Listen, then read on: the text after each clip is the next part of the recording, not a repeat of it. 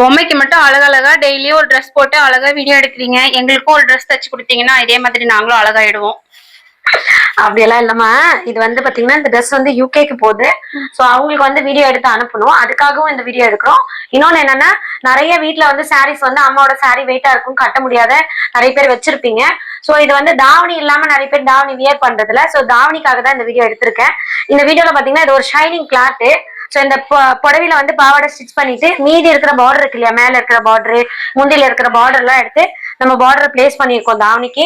So பாருங்க எவ்வளவு அழகா வந்திருக்கு. இதுல இன்னொரு டிப்ஸ் என்னன்னா, இந்த ஸ்டிச் வந்து நம்ம போட்டு லாங்கா போகுது அப்படி ஒரு துணி வந்து நம்ம அயரன் பண்ணி லாங்கா அனுப்புறோம் அப்படின்னா, இது வந்து பாத்தீங்கன்னா இந்த மாதிரி ஸ்டிச் போட்டீங்கன்னா உங்களுக்கு வந்து அயரன் வந்து கலையாது. சோ இந்த மாதிரி ஸ்டிச் போட்டுக்கோங்க.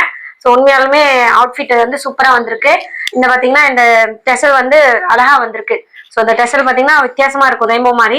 ஸோ பேக் ஹுக்ஸ் தாவணி வந்து நானே ப்ரீ பில்டிங் பண்ணிட்டேன். ஸோ இது அங்கிருந்து போகும்போது கலையாம போறதுக்கு தான் இவ்வளவு ரிஸ்க் எடுத்து தைச்சிருக்கோம்.